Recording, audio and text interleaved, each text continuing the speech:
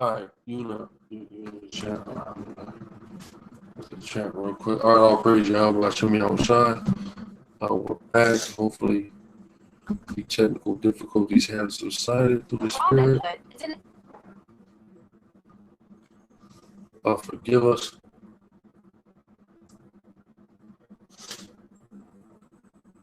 Forgive us for that. Like, share, sub, super chat, y'all. You ready to get started? I don't know what the hell was going on. I have no idea what the hell was going on with technical difficulties, but we good. We good now through the Spirit. I'm probably out about Hashem Yahushai. As we've been doing every Tuesday, going into the Torah and history portions through the Spirit. So we're gonna start. We're gonna do Exodus 9 to 12 in the history portion. All right, in the history portion, we're gonna be covering Exodus 9 to 12.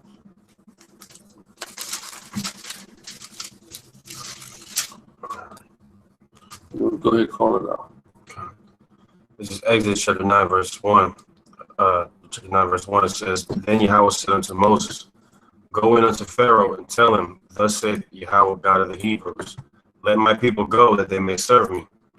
For if thou refuse to let them go, and will hold them still, behold, the hand of the Lord is upon thy cattle, which is in the field, upon the horses, upon the asses, upon the camels, upon the oxen, and upon the sheep. There shall be a very grievous murrain.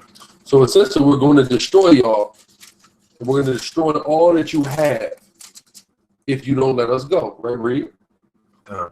And Yahweh shall sever between the cattle of Israel and the cattle of Egypt, and there shall nothing die of all that is the children of Israel. And Yahweh appointed a set time, saying, Tomorrow the Lord shall do this thing in the land. And the Lord did that thing on the morrow, and all the cattle of Egypt died, but the cattle of the children of Israel died not one. So all these heathen, all these Hamites cattle, all died, but ours was unscathed through the Spirit, right? So go ahead. And Pharaoh sent, and behold, there was not one of the cattle of the Israelites dead, and the heart of Pharaoh was hardened, and he did not let the people go. It made him hate us even more. It hardened his heart even further, right? Go ahead. And Yahweh said unto Moses and unto Aaron, Take to you handfuls of ashes of the furnace, and let Moses sprinkle it toward the heaven in the sight of Pharaoh. That's right. So send ashes up into the sky in front of Pharaoh, read. And it shall become small dust in all the land of Egypt. It shall be a boil breaking forth with blains upon man and upon beasts throughout all the land of Egypt. So the Most High had Moses throw that ash in the air, and he turned that ash to essentially a viral bacteria that infected all of Egypt, man and beast, with boils.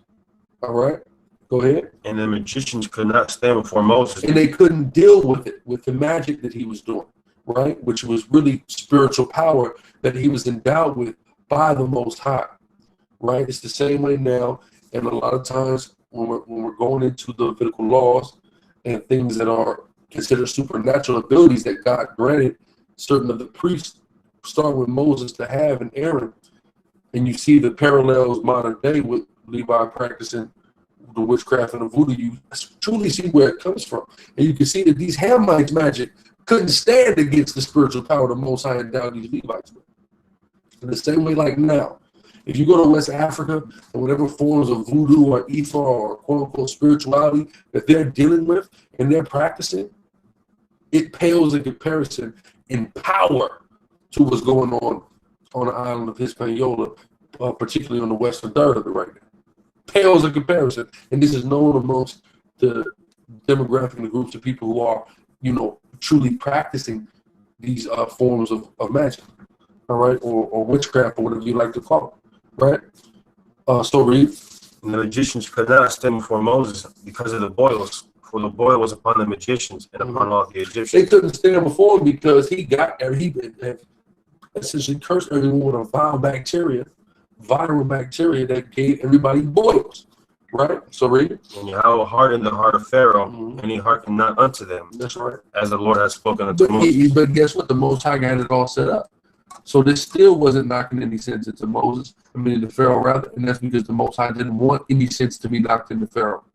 The Most High set Pharaoh of Egypt up for failure. Read. And Yahweh said unto Moses, Rise up early in the morning, and stand before Pharaoh, and say unto him, Thus saith the Lord God of the Hebrews, Let my people go, that they may serve me. For I will at this time send all my plagues upon thine heart, and upon thy servants, and upon thy people, that thou mayest know that there is none like me in all the earth. You're going to know about Yahweh. This proud demon, Pharaoh, had the nerve earlier in Exodus to say, who is Yahweh that I should listen to him, right? Remember that? Who is he? Well, you're going to know who I am, and there's no power like me. For Yahweh is the Most High power. Right? Read. For now I will stretch out my hand, that I may smite thee and thy people with pestilence, and thou shalt be cut off from the earth. Mm-hmm. You're going to die. Right? Read. And in very deed, for this cause have I raised thee up, for to show in thee my power. And that so the only reason that you exist and you have a dominion and kingdom, and you've been exalted in the way that you have, is so the power of Yahweh can be demonstrated, and all the earth can become acquainted with, especially the nation of Israel. It's the only reason you exist. Same only reason the damn white man exists. Same reason, right? The Philosopher are not Israelites. Read. And that my name may be declared throughout all the earth. As yet exaltest thou thyself against my people, that thou wilt not let them go? Behold, tomorrow about this time I will cause it to rain a very grievous hail, such as hath not been in Egypt since the foundation thereof, even till now. Send therefore now, and gather thy cattle and all that thou hast in the field, for upon every man and beast which shall be found in the field, and shall not be brought home, the hail shall come down upon them, and they shall die. He that feared the word of Yahweh among the servants of Pharaoh made his servants and his cattle flee into the houses. And he that regarded not the word of the Lord left his servants and his cattle in the field. Verse 22, And the Lord said unto Moses, Stretch forth thine hand toward heaven, that there may be hail in the land of Egypt, upon man and upon beast and upon every herb of the field throughout the land of Egypt. And Moses stretched forth his rod toward heaven, and Yahweh sent thunder and hail, and the fire ran along upon the ground, and Yahweh rained hail upon the land of Egypt.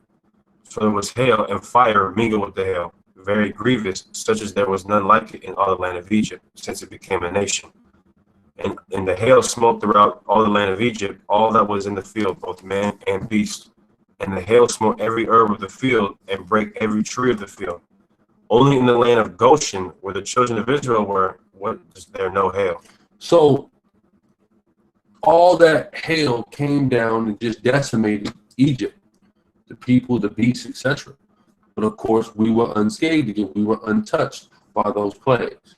Right? Read on. Verse 27. And Pharaoh sent and called for Moses and Aaron, and said unto them, I have sinned this time, though Yahweh is righteous, and I and my people are wicked. This is Pharaoh now. I've sinned. Your God is righteous. Me and these Egyptians are wicked, he said. It's key to understand. Right? Read. Entreat the Lord, for it is enough, that there be no more mighty thunderings and hail. And I will let you go, and you shall stay no longer. So go and ask your God to chill out, and I'm going to let y'all go. Right? Read. And Moses said unto him, As soon as I am gone out of the city, I will spread abroad my hands unto Yahweh, and the thunder shall cease, neither shall there be any more hail, that thou mayest know how that the earth is Yahweh's. But as for thee and thy servants, I know that you will not yet fear the Lord God. And the flax and the barley was smitten, for the barley was in the ear, and the flax was bold. But the wheat and the rye were not smitten, for they were not grown up. And Moses went out of the city from Pharaoh, and spread abroad his hands unto Yahweh, and the thundering and hail ceased, and the rain was not poured upon the earth. Verse 34, And when Pharaoh saw that the rain and the hail and the thunders were ceased, he sinned yet more. See that? So he, like a heathen, like a liar, like a demon, he comes and begs for this, and as soon as he gets what he wants, he goes right back to being a demon. He's a liar. He's a backstabber. That's why we can never trust the heathen, man. So is iron, so is his wickedness. So is his wickedness. We in this day and age, we're always applying that to the white man. And it's more applicable to the white man than anybody in history, but it's not exclusively applicable to him. So you can apply this to all the heathens, right? You can even apply it to some of our people who get in this evil spirit as well, right? So read. It says, he sinned yet more and hardened his heart, he and his servants. And the heart of Pharaoh was hardened, neither would he let the children of Israel go, as Yahweh had spoken by Moses. And Yahweh said, Exodus chapter 10, verse 1. And the Lord said unto Moses, go in unto Pharaoh, for I have hardened his heart, and the heart of his servants, that I might show these my signs before him, and that thou mayest tell in the ears of thy son, and of thy son's son, what things I have wrought in Egypt, and my signs which I have done among them, that you may know how that I am Yahweh. So we can be talking, Yahweh did all of this, yeah. So we can talk about it right now. So we can talk about it up until we get delivered out of the land of the north. Then he's going to have us talking about what he did to America. But as of right now, this Egypt, this ancient Egypt rather, that's what we're talking about to this day. Yahweh did all of this so we can continually speak about his greatness. And this world has attempted to go out of their way to disprove that any of this ever happened. But they go through, and the scientists go through the plagues and show you scientifically the feasibility of it, the water system. They show you scientifically the feasibility of it and how one actually chain reacted to the other one in a domino effect. So y'all can play any games y'all want. Yahweh's going to get his credit. He's going to get his glory through his people and ultimately through his son Mashiach Yahushua upon his return. All the things you people said were kooky to believe in, right? The Most High going to get glorified for that. All this stuff is about taking away the glory from Yahweh. That's Satan's whole agenda. That's why you got people celebrating birthdays and all this madness. Why? It's about taking away the glory from Abanawa Yahweh and giving it to anything but him, right? But he's going to get his glory, all right, because he said so. Read. And Moses and Aaron came in unto Pharaoh and said unto him, thus saith Yahweh of the God of the Hebrews, how long wilt thou refuse to humble thyself before me? Let my people go that they may serve me. Go ahead. Verse 4, else if thou refuse to let my people go, behold, tomorrow will I bring the locusts into thy coast. Look, I done already jacked y'all up. Now y'all going to keep playing. I'm bringing the locusts in there. A plague of locusts. Right? Read. And they shall cover the face of the earth, that one cannot be able to see the earth, and they shall eat the residue of that which is escaped, which remaineth unto you from the hail, and shall eat every tree which groweth for you out of the field.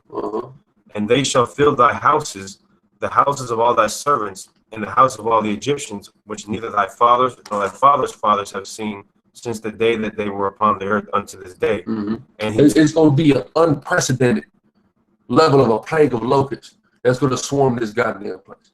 Right? Read. And he turned himself and went out from Pharaoh. And Pharaoh's servant said unto him, how long shall this man be a snare unto us? Let the man go. So here the Egyptians looking like, look, man, let these niggas go. Everything that this man is coming and saying he's getting ready to do, he does it. Yeah, what's your commands? Let him go.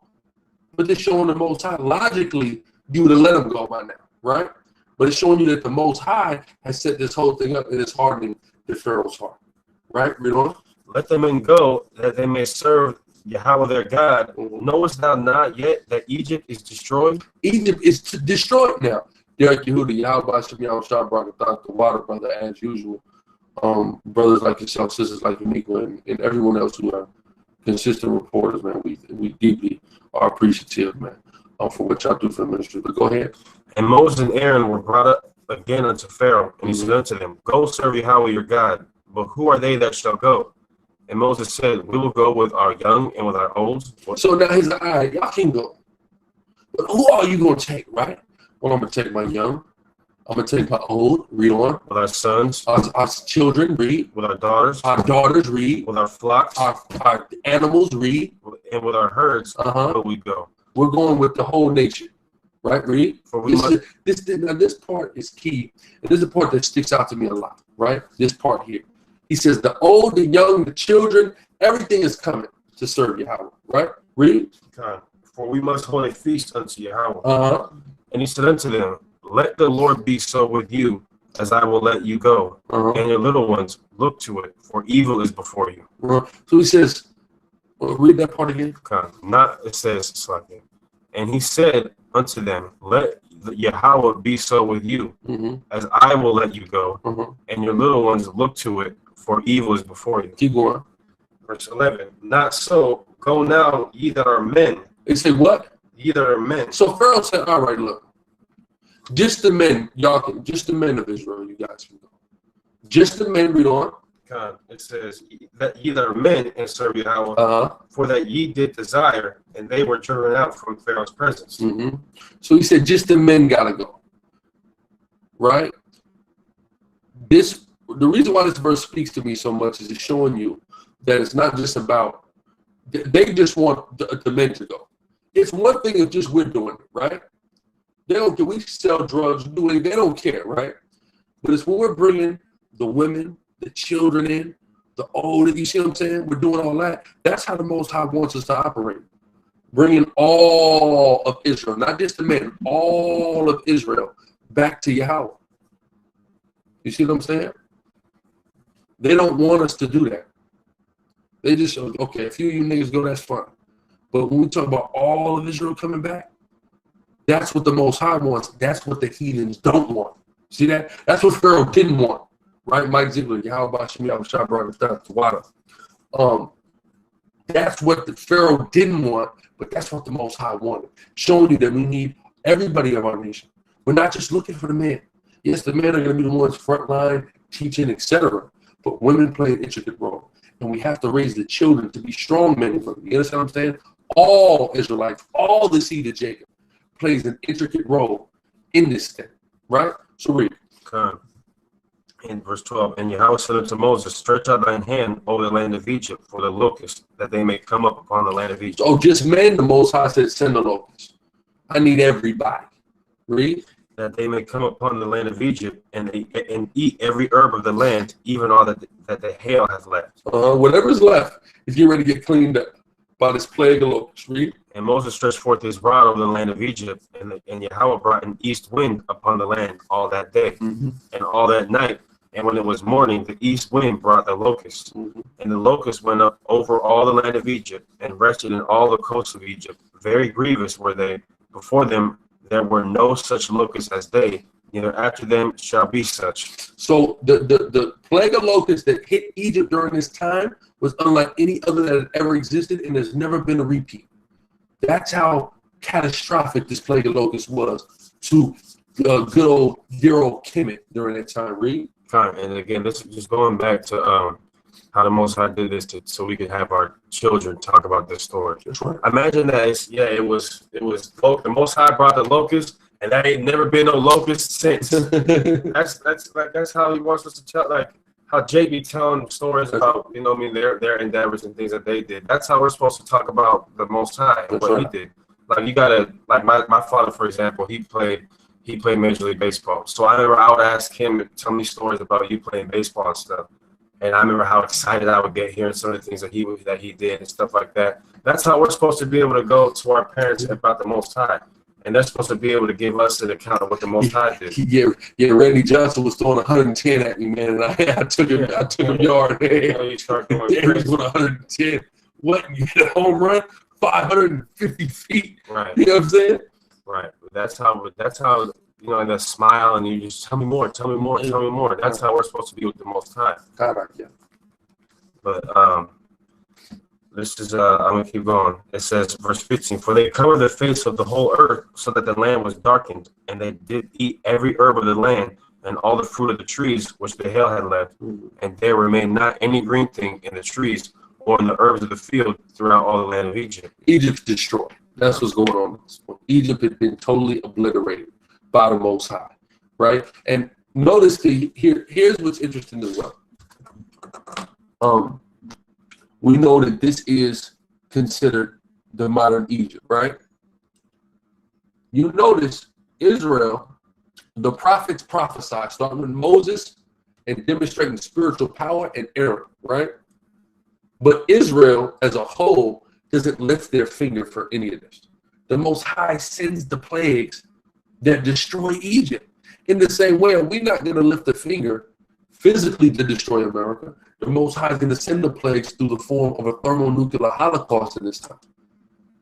What's happening with us is we're just playing the Moses and Aaron here, right? All the prophets, all the men and brothers on the street corners are playing the Moses and Aaron.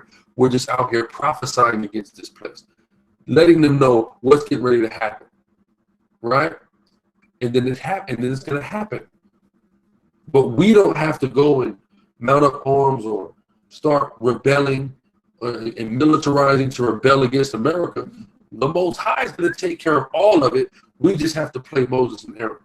You see it? So it's very powerful when you analyze that, understanding the parallels between ancient Egypt and modern Egypt, right? So go ahead.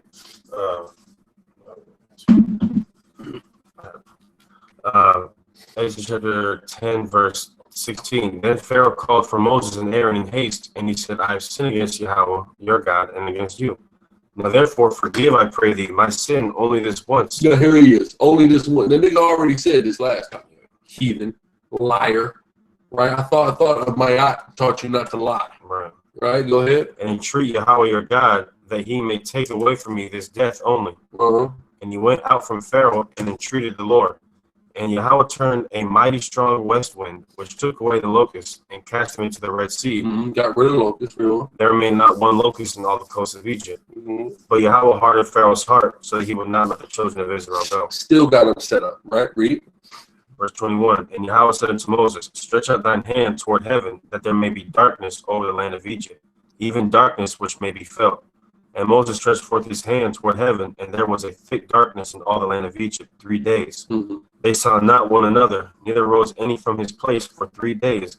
But all the children of Israel had light in their dwellings. So he darkened, he dimmed Egypt. This wasn't a darkness that went out throughout the whole earth, but it exclusively affected Egypt with the exception of Goshen where we dwelt, all right? So it wasn't a thing where the sun wasn't shining or the moon, because we know the sun, moon, and stars, they have their ordinances that they cannot break. That's all over scripture. What's going on is there was a darkness that affected just this particular geographical locale that we know as Egypt, with the exception, of course, of the dwelling of us, the Israelites, which is Goshen, right? Read. And Pharaoh called unto Moses and said, go ye, serve the Lord, only let your flocks and your herds be stayed. All right, all y'all can go, but let your flocks and your herd be stayed. Here's the problem. As Moses has already explained to this silly Hamite, this stinking, fly-ridden, probably tall as hell, skinny as God knows what, malnourished heathen here, that listen, we are going to have a feast to our God, right? So we need to bring our flocks so we get something to eat. Also, we have a God. What do gods want? Sacrifice, right? Pharaoh knows this. So we got to bring the herds and the flocks, right? So go ahead. Let your little ones also go with you. And Moses said, thou must give us also sacrifices and burnt offerings, that we may sacrifice unto Yahweh our God. Our cattle also shall go with us. There shall not an hoof be left behind. For thereof we must take to serve Yahweh our God. And we know not with what we must serve the Lord until we come thither. But Yahweh hardened Pharaoh's heart, and he would not let them go. And Pharaoh said unto him, get thee from me, take heed to thyself, see my face no more, for in that day thou seest my face, thou shalt die. Because I'm going to kill you next time I see you, right? Go ahead. And Moses said, thou hast spoken well. And he said, okay, Moses said, you know what? You're right. You're right, my nigga. Don't worry about it, right? Go ahead. I won't see thy face again no more. You're right. I ain't going to see you no more, nigga. The Most High getting ready to put you in a box, right? I'm going to really put you in the bottom of that damn Nile, right? Or whatever damn river. Go ahead. Exodus chapter 11, verse 1. And Yahweh said unto Moses, yet will I bring one plague more upon Pharaoh. Got one more for him. Go ahead. And upon Egypt. Afterwards he will let you go. Hence, when he shall let you go, he shall surely thrust you out hence altogether. He's going to push you out until you get the hell out. Right, read. Speak now in the ears of the people, and let every man borrow of his neighbor, and every woman of her neighbor, jewels of silver and jewels of gold. It say borrow of his neighbor, jewels of silver, jewels of gold. Keep going. And Yahweh gave the people favor in the sight of the Egyptians. Favor. Go ahead. This is a key. I love this scripture, right? Y'all gonna find out why. Read. Moreover, the man Moses was very great in the land of Egypt, in the sight of Pharaoh's servants, and in the sight of the people. And Moses said, Thus said Yahweh, about midnight will I go out into the midst of Egypt, and all the firstborn in the land of Egypt shall die. For the firstborn. So Salakia, what it said, borrow, what he's telling them to do is essentially rob and scam the Egyptians and steal gold from them under basically ask them to lend you gold under false pretenses, because we're going to leave out of here with this gold. So we were instructed by God to rob these people, right? So you can understand. Go ahead. For the first. It elaborates further in 600 or something like that. It's all right. Just keep going. The firstborn of Pharaoh that sitteth upon his throne, even unto the firstborn of the I'm maids. getting ready to kill a lot of these people. Firstborn in Egypt is dead. Consider him done. The last Most High had one more for him, right? Go ahead. That is behind the mill, and all the firstborn of beasts.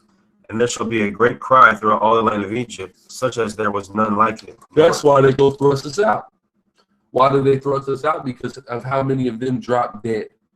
And that was the final straw. They couldn't take no more. They wanted us to get the hell up out of Egypt. Right? Read. Nor shall be like it any more.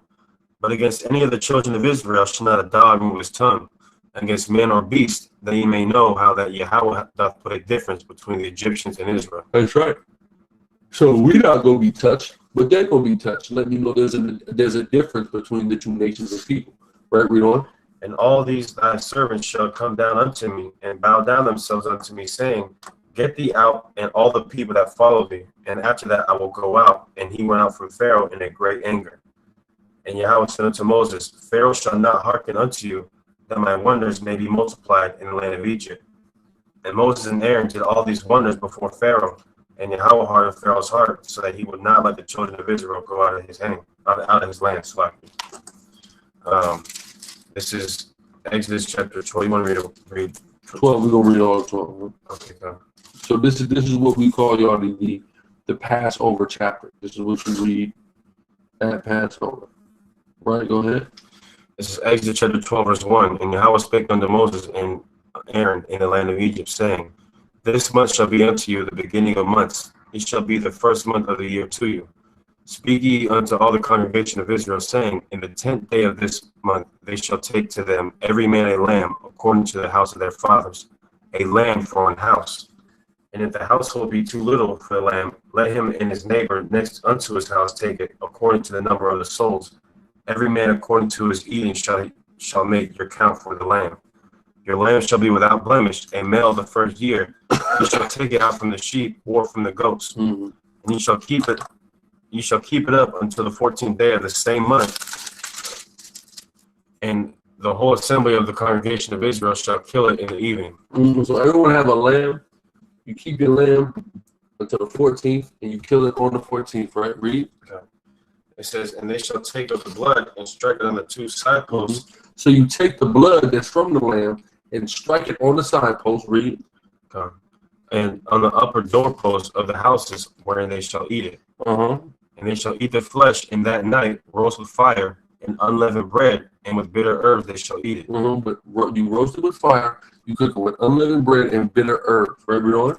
Eat not of it raw, nor sodden at all with water, but roast with fire, his head with his legs, and with the pertinence thereof. And ye shall let nothing of it remain until the morning, and that which remaineth of it until the morning ye shall burn with fire. And thus shall ye eat it, with your loins girded, your shoes on your feet, and your staff in your hand. And ye shall eat it in haste. It is Yahweh's Passover. Read on. For I will pass through the land of Egypt this night, and will smite all the firstborn in the land of Egypt. So what do we celebrate the Passover for? God killing Egyptians and saving us from them. Right? If you take a look at the majority of our holy days, it's either one about harvest or two about the death of our enemies, right? So it's oxymoronic. The scripture that talk about not rejoicing over the fall of your enemy, which of course is contextually talking about the same thing. Matthew 5:44 is talking about love your enemy amongst your own people, because it would be contradictory to say you can't rejoice over the fall of your enemy, yet all of our holy days are about that. We shouldn't celebrate Passover. We shouldn't celebrate Purim. We shouldn't celebrate the Feast of Dedication, right? There's many holy days that we shouldn't partake in if we're not to celebrate the fall of our actual heathen enemies, right? We are supposed to. The first holy day God gives us is the ultimate commemoration of a slaughter that God committed on the Egyptian on our behalf. That's rejoicing over the fall of our enemies, literally. And we're commanded to do this perpetually until he destroys the white man here in America. Then we'll have a new Passover, right?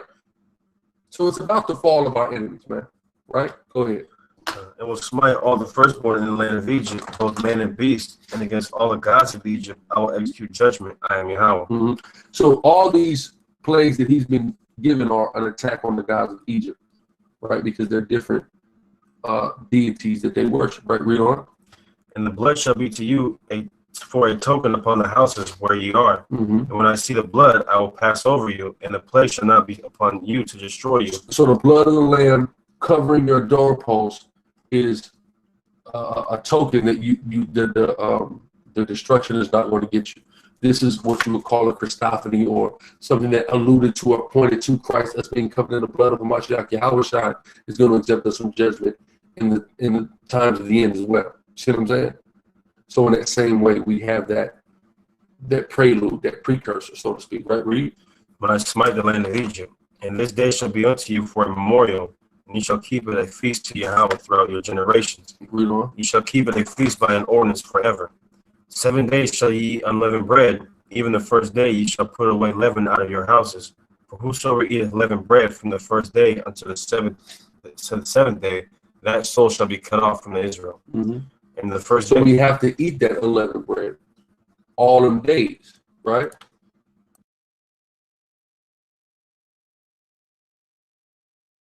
Go ahead. And in the first day there shall be an holy convocation, and in the seventh day there shall be an holy convocation to you. No manner of work shall be done in them, save that which every man must eat, that only may be done of you.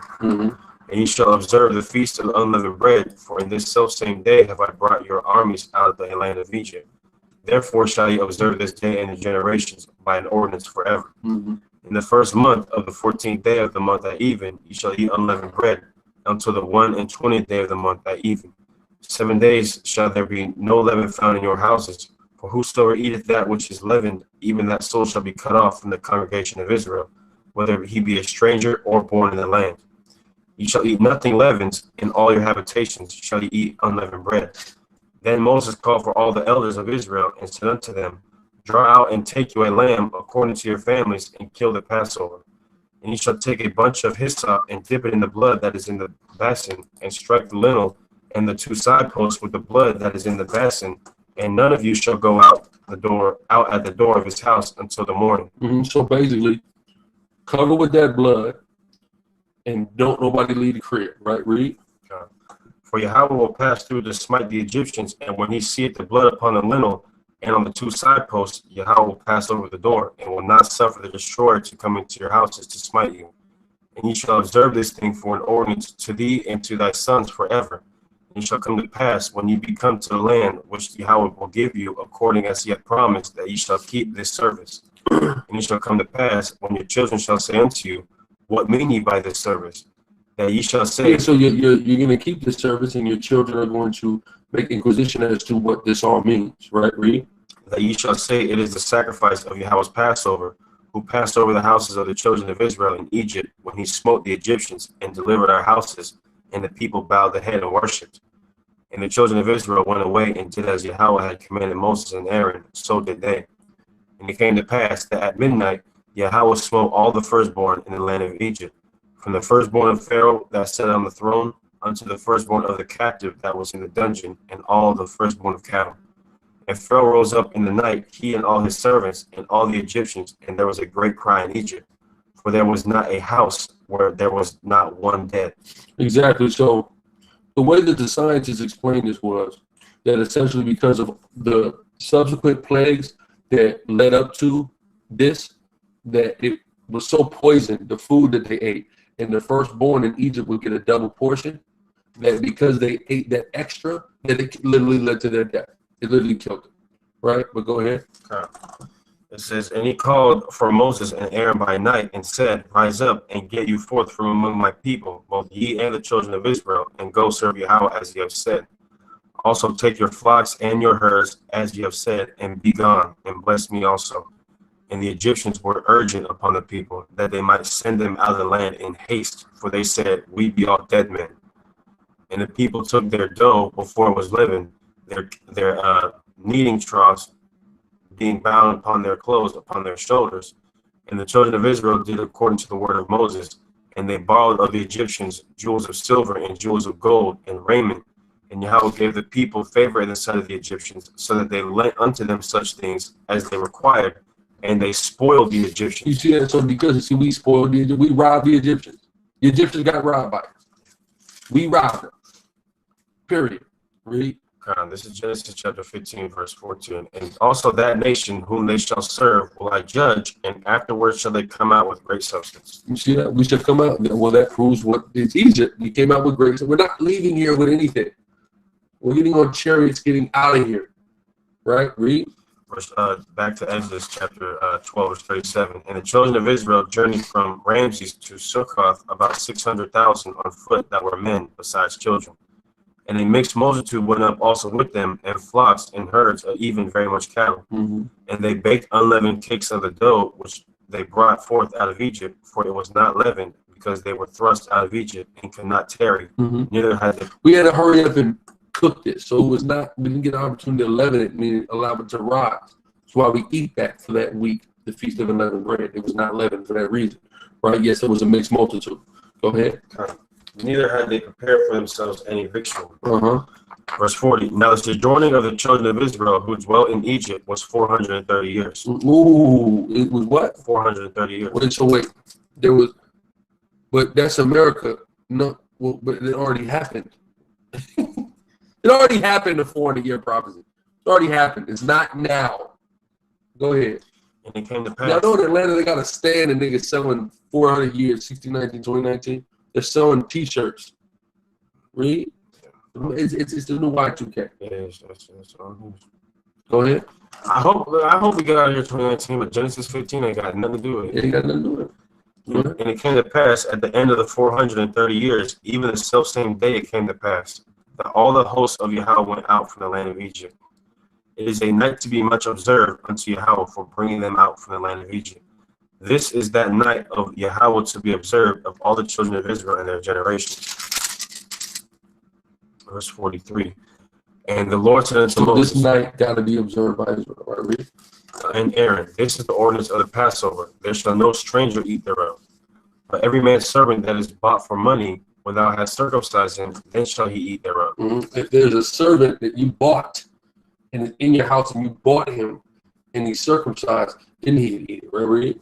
A foreigner and an hired servant shall not eat thereof. Mm-hmm. A non-Israelite can't eat this. Go ahead. In one house shall it be eaten. Thou shalt not carry forth aught out of it.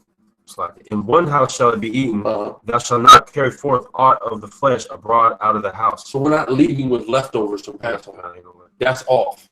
Go ahead. Neither shall ye break a bone thereof. Mm-hmm. All the congregation of Israel shall keep it. And when a stranger shall sojourn with thee, and will keep the Passover. It says neither shall what? It says when a stranger shall. No, before neither shall thou what? What do you want me to break a bone? Con. Read that again. It says, in one house shall it be eaten. Thou shalt not carry forth out of the flesh abroad out of the house, neither shall ye break a bone thereof. What does that remind you of? Yahweh. They couldn't break his bones. They just called from the side. See what I'm saying? That's all a precursor for Hamashiach, Yahweh. Right? Read. And when a stranger shall sojourn with thee, and will keep the Passover to Yahweh, let all his males be circumcised, and then let him come near and keep it. And it shall be as one that is born in the land. For no. When you hear the word born in the land in reference to stranger, it's reference to an Israelite born outside of Israel. Now, were actual non-Israelites referenced earlier? Yes, it said if you bought somebody and they were circumcised, right? Go ahead. It says, and he shall be as one that is born in the land, for no uncircumcised person shall eat thereof. One law shall be to him that is homeborn, and unto the stranger that sojourneth among them. What does that mean? All Israelites, whether born in Israel or outside of Israel, are held to the same standard in law. Go ahead. Thus did all the children of Israel, as Yahweh commanded Moses and Aaron, so did they. And it came to pass the selfsame day that Yahweh did bring the children of Israel out of the land of Egypt by their arms. See that? So that was on 12. All right. Now I'm going to go to the Torah portion, Deuteronomy 16 to 19.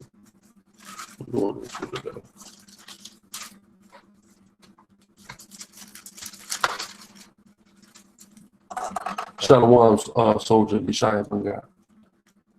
This is Deuteronomy chapter 16, verse 1.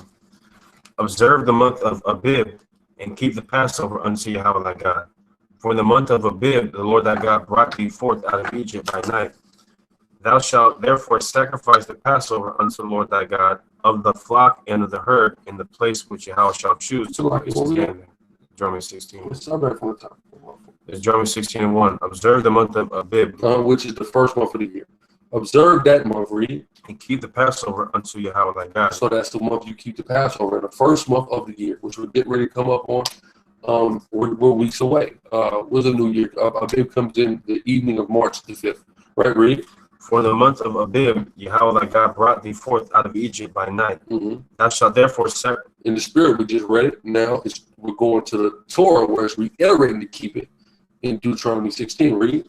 Thou shalt therefore sacrifice the Passover unto the Lord thy God of the flock and the herd in the place which Yahweh shall choose to place his name there. Thou shalt eat no leavened bread with it. 7 days shalt thou eat unleavened bread therewith, even the bread of affliction, for thou camest forth out of the land of Egypt in haste, that thou mayest remember the day when thou camest forth out of the land of Egypt all the days of thy life. So what's the purpose that we're getting ready to celebrate Passover in a little over a month from now? To remember being brought up out of Egypt, right? Read. And there shall be no leavened bread seen with thee in all thy coasts 7 days. So y'all got to remember this too. With Passover coming, you got to get the leaven out of your home, right? Literally, physically.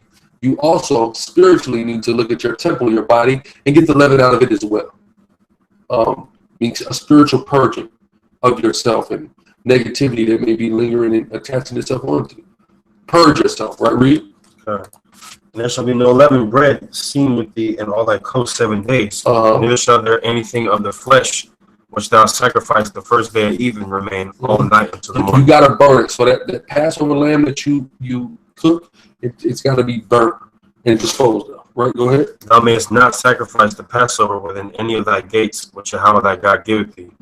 But at the place which Yahweh thy God shall choose to place his name in, there thou shalt sacrifice the Passover at even. That's when you come with your sacrifice, right? We're not dealing with the sacrificial aspect in exile.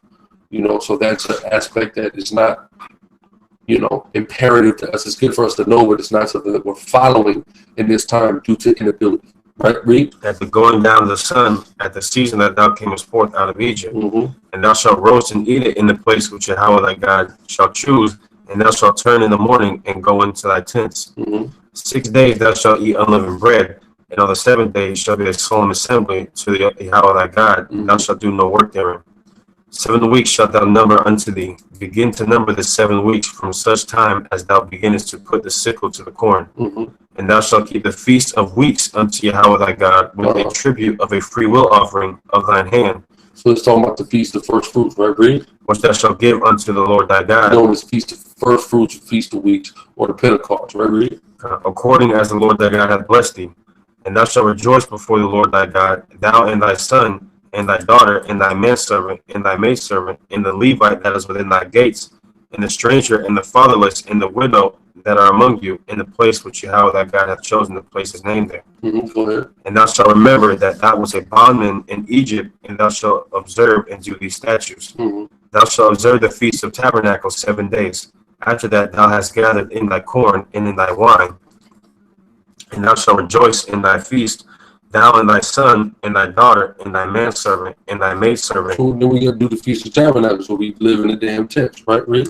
Maiko A, you keep asking questions. You keep saying some of the question. You need to be more descriptive on exactly what you're asking, because at this point it's just unintelligible. So you need to elaborate further on what exactly it is that you want clarification on, because it's not becoming apparent at this point. Shalom, Officer Debacle War. Go ahead. It says, and the Levite, the stranger, and the fatherless, and the widow that are within thy gates. 7 days thou shalt keep a solemn feast unto Yahweh thy God, in the place which the Lord shall choose, because the Lord thy God shall bless thee in all thine increase, and all the works of thine hands. Therefore thou shalt surely rejoice. Verse 16. 3 times in a year shall all thy males appear before Yahweh thy God in the place which he shall choose, in the feast of unleavened bread, in the feast of weeks, and in the feast of tabernacles, and they shall not appear before Yahweh empty. It says, every man shall give as he is able, according to the blessing of the Lord thy God, which he hath given thee.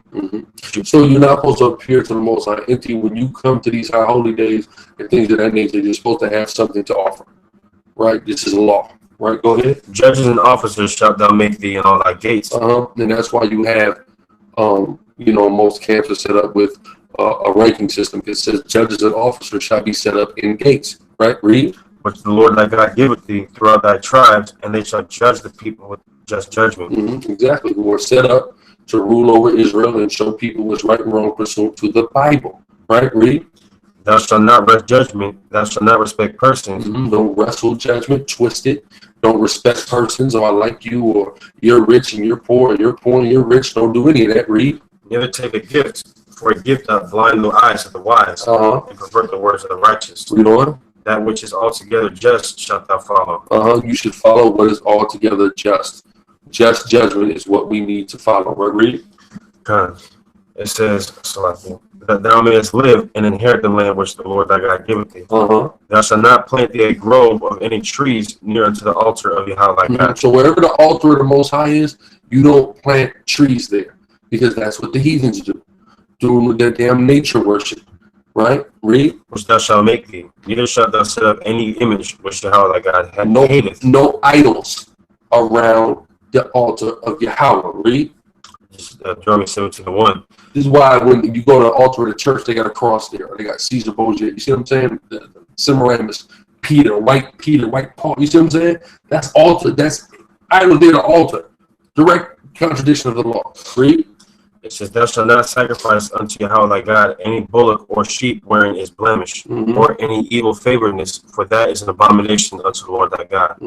If there be found among you within any of thy gates, which the Lord thy God giveth thee, man or woman that hath wrought wickedness in the sight of the Lord thy God, and transgressing his covenant, and hath gone and served other gods, and worshipped them, either the sun or moon, or any of the hosts of heaven, which I have not commanded, and if he told thee, and thou hast heard of it, and inquired diligently, and behold, it be true, and the thing certain, that such abomination is wrought in Israel, then thou shalt bring forth the man or that woman which have committed that wicked thing unto thy gates, even that man or that woman, and shalt stone them with stones till they die.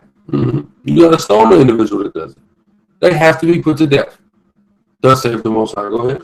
At the mouth of 2 witnesses or 3 witnesses shall he that is worthy of death be put to death. So if anybody's going to be convicted of a death-worthy offense, there needs to be minimally 2 witnesses, preferably 3.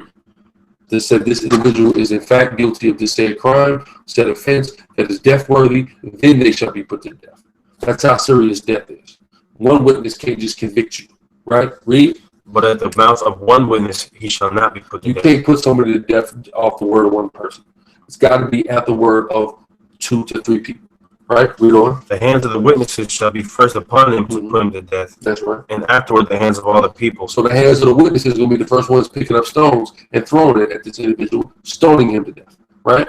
Read. So thou shalt put the evil away from among you.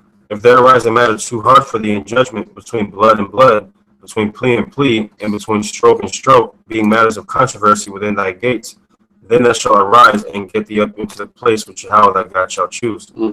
And thou shalt come unto the priest. If there's an issue, you come to the Levites, read. The Levites, and unto the judge that shall be in those days, and inquire, and they shall show thee the sentence of judgment. Go into the Bible, show you who's right and who's wrong, and what the punishment is for the individual that's wrong, pursuant to Torah. Right? This is how the Most High set up our judicial system, our civil system, etc. Right? Read. And thou shalt do according to the sentence which they of that place which Yahweh shall choose shall show thee. So when the priests and the judges say, listen, you did this, here's what you're going to do in response to rectify, to right that wrong, you do exactly what they say. That's law. Right? Read. And thou shalt observe to do according to all that they inform thee. You should do what? And this says, and thou shalt observe to do according to all that they inform. So what the priests and the judges say, this is it. You do exactly what they say. That's saith the Lord, right? Read. According to the sentence of the law which they shall teach thee. Because they're teaching you out of the law. Not that they just make it up, but what they're saying, their judgment and the sentence they're giving you is predicated upon their understanding of the law that they're teaching you and elaborating to you. They're not just saying, listen, man, to hell with you, you off with your head. No, they're going to go into the law and say, listen, the law says you got to be stoned here. They're going to teach you. They're going to edify you on it, explain to you why you're wrong, where you messed up at, why the Most High told us not to do this, and what the punishment is going to entail. They're teaching you the law. Right, read. And according to the judgment which they shall tell thee. And they'll have a judgment. Now, the judgment is going to be in accordance and in the spirit of the law, but it may not be exactly what's in the law. It's not going to contradict the law. Let's not get that twisted. But every little intricacy of a judgment may not be defined in the law, so it'll be at the discretion of the judge and or priest at that time to do so, and that's law to follow what they say. Right? Read. Thou shalt do, thou shalt not decline from the sentence which they shall show thee. Whatever sentence they give you, you do it. Right, read. To the right hand nor to the left. And the man that will do presumptuously and will not hearken unto the priest that standeth to minister there before Yahweh thy God. If you don't want to listen to the priest, read. Or to the high priest or the judge, read. Even that man shall die. You got to die. So if the high priest or the judge said, listen, this is what you need to do. 60 days of this. And you don't want to do it, you would actually die for that, man. You would die, right? Read. And thou shalt put evil away from Israel. And all the people shall hear and fear and do no more presumptuous. That's right. Just get the people away from presumption. Man. Presumption is a problem that plagues Israel to this day. And quite frankly, there's laws in place to prevent it. And if we simply were following the laws, we may not be so presumptuous, I believe, as a people. Right? So read. I'm happy we're about to read this. This is coming up. This is about to people break this scripture down so bad. Deuteronomy 17:14. When thou art come unto the land which the Lord thy God giveth thee, and shall possess it, and shall dwell therein, and shall say, I will set a king over me. So when you when we go to Israel, when we went to Israel and made the decision collectively as a people that we want a king, a ruler, right? Read.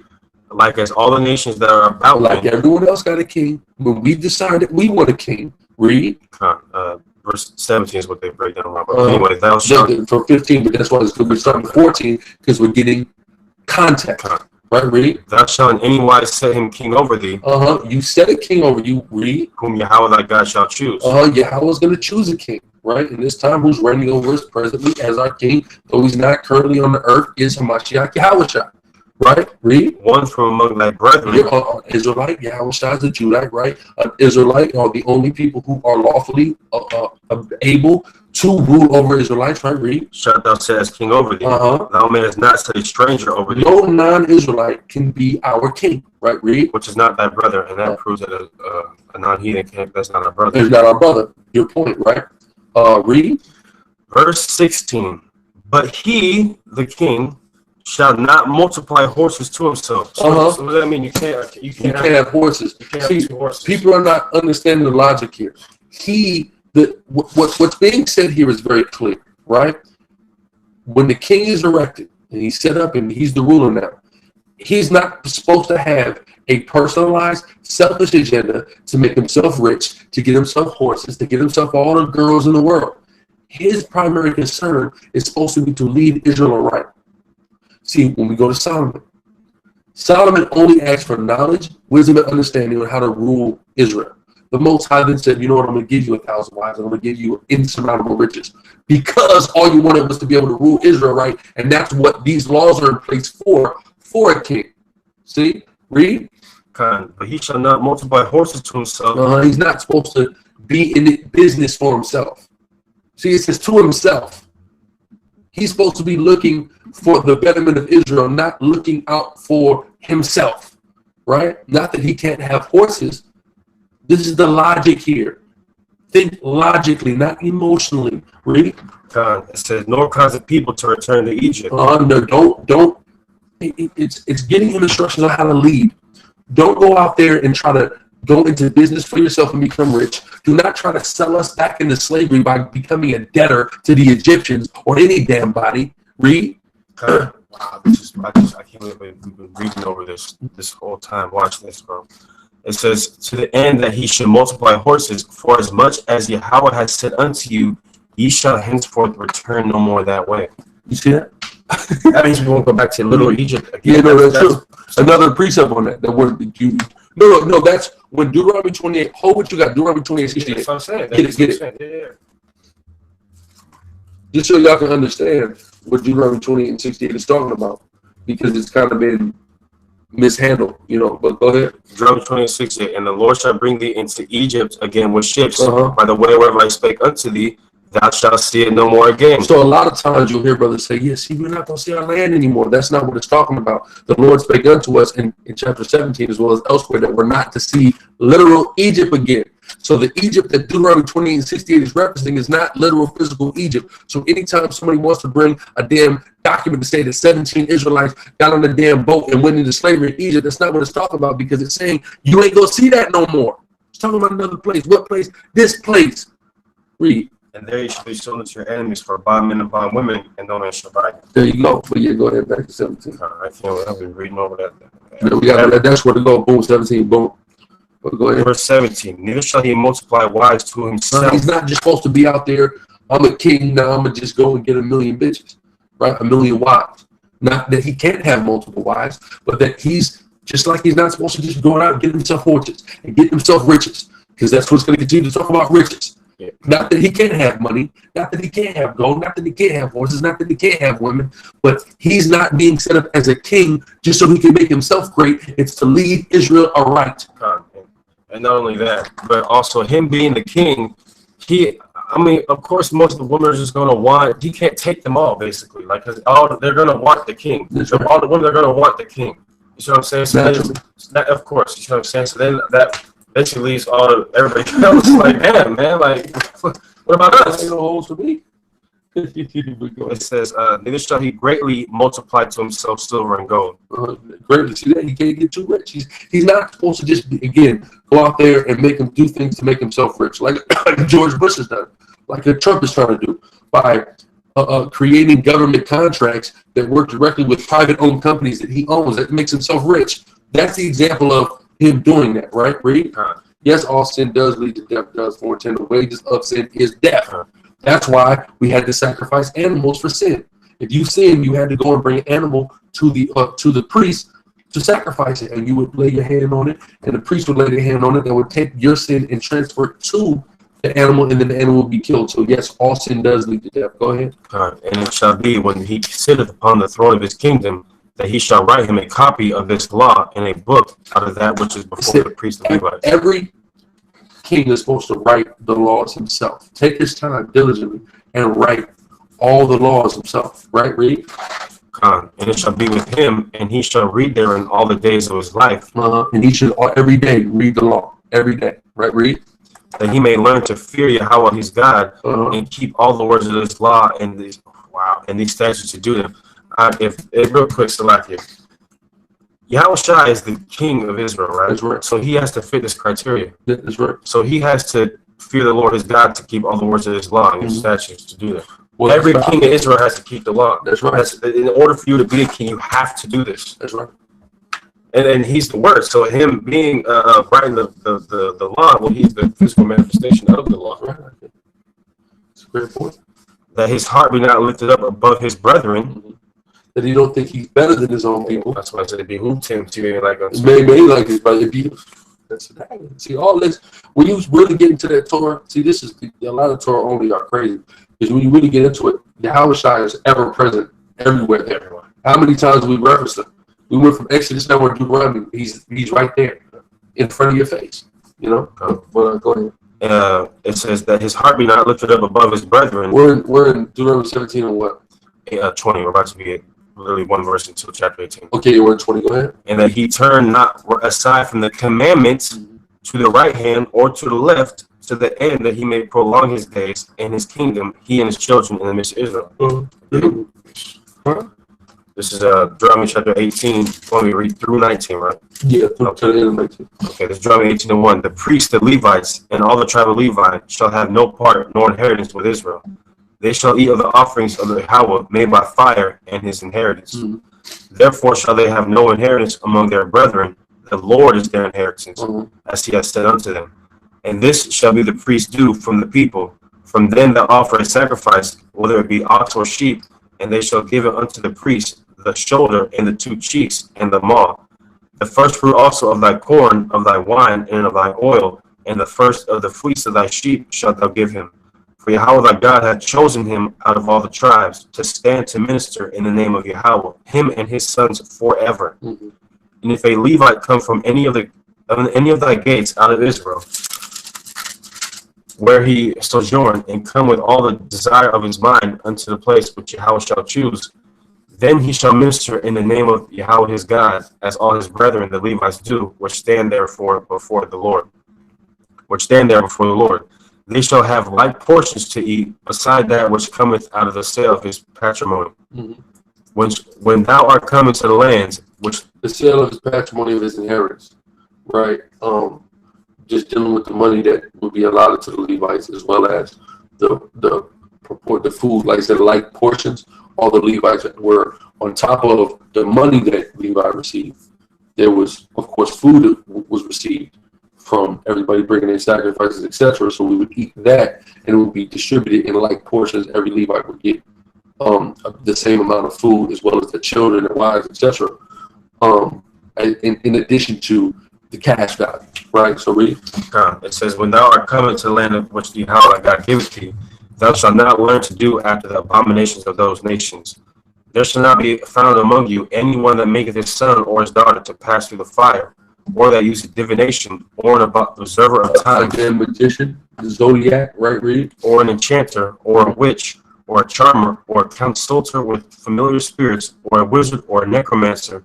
For all that do these things are an abomination unto Yahweh. And because of these abominations, the Lord thy God doth drive them out from before thee. A necromancer, somebody who talks to the dead. Go ahead. Thou shalt be perfect with Yahweh thy God.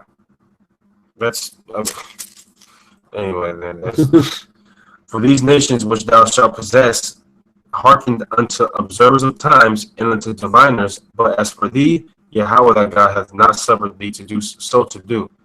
The Lord thy God will raise up unto thee a prophet from the midst of thee, of thy brethren like unto me. Unto him ye shall hearken, according to all that thou desirest of Yahweh thy God in Horeb in the day of the assembly, saying, let me not hear again the voice of Yahweh my God, neither let me see this great fire any more, that I die not. And Yahweh said unto me, they have well spoken that which they have spoken. Going back to the giving of the 10 commandments, right? I will raise them up a prophet from among their brethren like unto thee, and will put my words in his mouth, and he shall speak unto them all that I shall command him. And it shall come to pass that whosoever will not hearken unto my words, which he shall speak in my name, I will require it of him. But the prophet which is talking about Yahweh. You don't listen to the words of Yahweh, you're going to be judged for it. He came according to his own admission, not on his own agenda, but on the agenda of the Most High Yahweh, right? So read. Pursuant to prophecy. But the prophet which shall presume to speak a word in my name, which I have not commanded him to speak, or that shall speak in the name of other gods, even that prophet shall die. That's right. And if thou say in thine heart, how shall we know that the word which Yahweh hath not spoken? When a prophet speaketh in the name of Yahweh, if the thing fall not, nor come to pass, that is the thing which the Lord hath not spoken. But the prophet has spoken presumptuously, thou shalt not be afraid of him.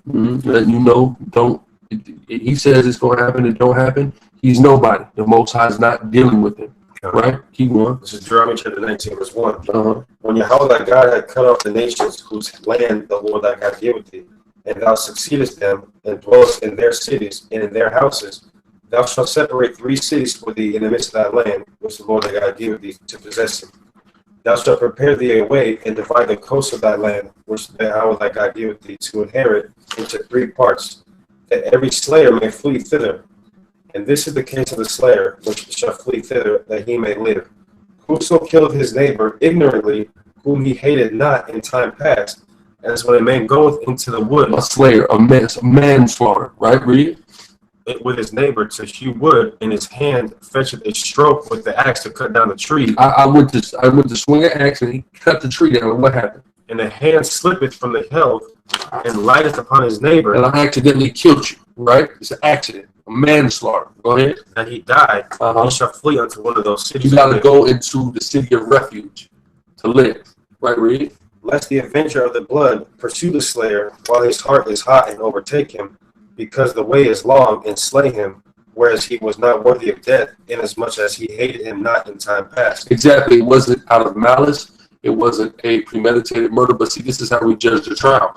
Do these two individuals have a storied history of tension?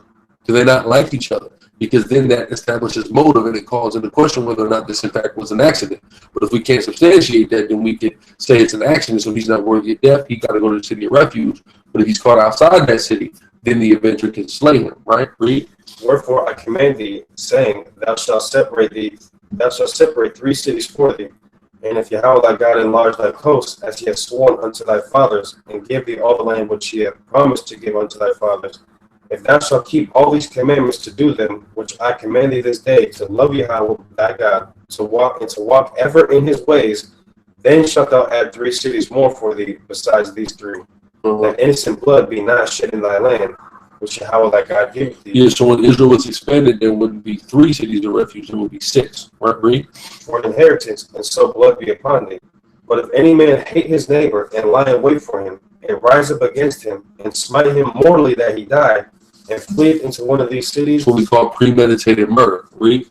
then the elders of the city shall send and fetch him thence, and deliver him into the hand of the avenger of blood, that he may die. Meaning the family member, the close kin of the individual who he murdered, and that person would be able to kill him righteously and justly as a judgment for that. Read. Then I shall not pity him, but thou shalt put away the guilt of innocent blood from Israel, That's right. that it may go well with So thee. amongst Israel, there's not supposed to be people who shed innocent people's blood. That shouldn't exist amongst Israel, right? So, Thou shalt not remove thy neighbor's landmark. meaning this is this person's land, you don't move that. That's theirs, that's his. It's been allotted to him and his family, right? Read. which they of old time have set in thine inheritance, which thou shalt inherit in the land that the Lord thy God giveth thee to possess it. One witness shall not rise up against a man for any iniquity, or for any sin. In any sin that he sinneth at the mouth of 2 witnesses, or at the mouth of 3 witnesses, See, this is the witnesses that we have to substantiate something, right? Read. shall the matter be established.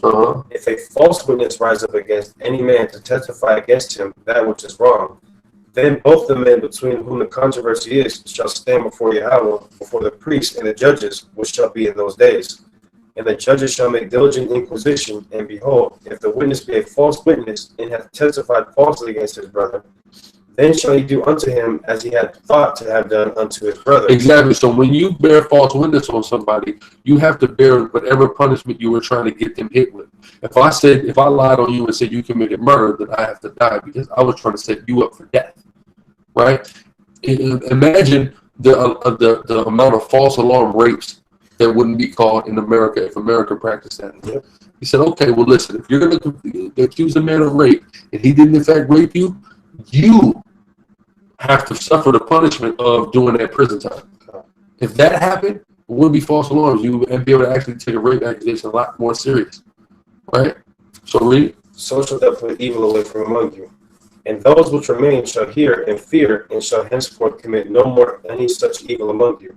And thine eye shall not pity, but life shall go for life, eye for eye, tooth for tooth, Life for life, eye for eye, tooth for tooth, hand for hand, breathe. foot for foot. You see that? That was it on that? All right.